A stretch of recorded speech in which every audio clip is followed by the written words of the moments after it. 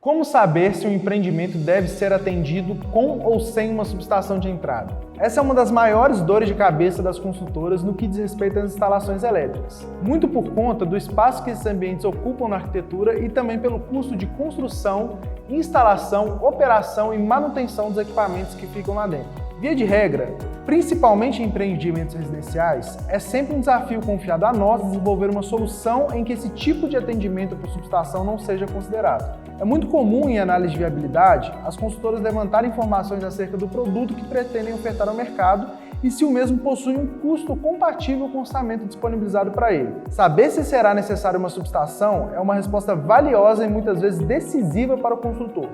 Nesse vídeo, vamos trazer algumas percepções a respeito do cálculo de demanda, que é peça-chave para responder a pergunta desse vídeo. Vem comigo!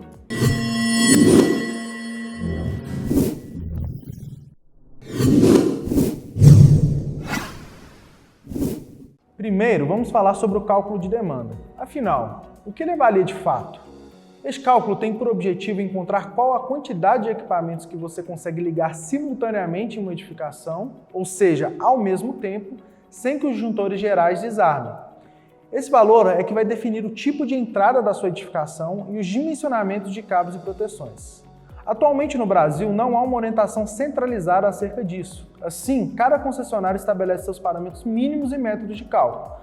Tal situação faz com que o resultado de uma demanda geral de um mesmo edifício, se construído em Porto Alegre ou em São Paulo, tenha valores completamente diferentes se aplicarmos friamente os métodos das concessionárias de cada estado, sem as análises complementares adicionais. Atualmente nas concessionárias existem dois métodos bastante comuns de cálculo de demanda: o de carga e o de área. O método de carga geralmente é utilizado para dimensionamento de unidades consumidoras terminais ou individuais, mas em muitas concessionárias, por exemplo a Enel de São Paulo, a antiga Eletropaulo, o método de carga é utilizado para determinar demandas gerais, aquelas de agrupamentos.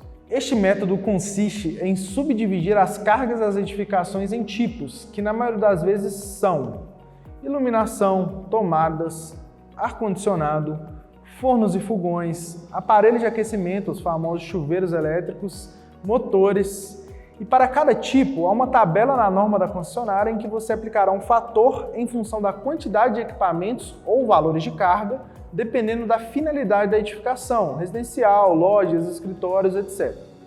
Esse método de cálculo geralmente dá uma superdimensionada nos valores de demanda de agrupamento e deve-se tomar muito cuidado na utilização dele sem análises complementares utilizando outros métodos. Já o método de área, também conhecido como método CODE, também é muito utilizado pelas concessionárias do Brasil.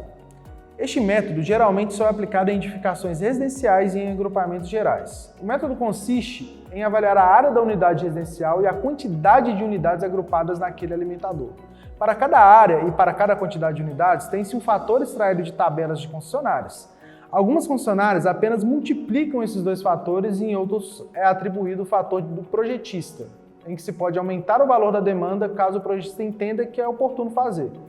Na CEMIG, por exemplo, esse fator começa em 1,4 ou 40% a mais. Este método, em muitos casos, costuma subdimensionar alguns dimensionamentos e, por isso, também deve-se tomar muito cuidado na utilização deles sem análises complementares. Caso contrário, muito provavelmente você terá desligamentos indesejados. Este método, por exemplo, não leva em conta se a unidade habitacional terá chuveiro elétrico ou não, se terá ar-condicionado ou não, se terá carro elétrico ou não. São apenas fatores frios extraídos de uma tabela em função da área e da quantidade de apartamentos acumulados. Sabendo que não há uma determinação nacional sobre qual método aplicar, fica a cargo do projetista saber interpretar, primeiro, o que a concessionária exige e, segundo, qual seria o dimensionamento utilizando os dois métodos de cálculo. A partir desses dois valores e munido de informações adicionais de carga, por exemplo, carro elétrico, chuveiro, ar-condicionado, e de experiência de empreendimentos projetados que estão funcionando há anos, o projetista deverá determinar um dimensionamento que atenda exatamente às características do empreendimento. O que vemos muito por aí são projetistas aplicando cegamente os métodos de cálculo e não fazendo nenhuma análise adicional. E muitas vezes geram patologias como desligamentos indesejados ou custos desnecessários, como subestações ou câmaras transformadoras de entrada. Portanto, podemos concluir que não há uma receita de bolo para a determinação dessa demanda, mesmo ela sendo crucial para o construtor. Diante disso, é recomendável que se procure empresas e profissionais experientes com muitos empreendimentos projetados e que muitos deles já estão funcionando, sem desligamentos indesejados. A Progelete é a sua melhor escolha. Com mais de 2.500 projetos envolvidos, temos atuação nacional com experiência e aprovação em todo o território brasileiro. Manaus, Cuiabá, Ceará, São Paulo, Paraná, Porto Alegre e por aí vai. Além de atendermos os parâmetros das concessionárias locais, analisamos de maneira mais abrangente, com experiência, e assim construímos cenários com opções seguras para que o construtor escolha um caminho a seguir, consciente das suas vantagens e desvantagens.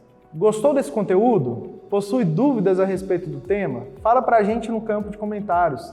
Não se esqueça de se inscrever em nosso canal e dar o like para contribuir com o nosso trabalho. Para mais vídeos como esse, liguem o sininho que logo menos aparecerá uma notificação de um novo conteúdo fresquinho para você. E até o próximo vídeo.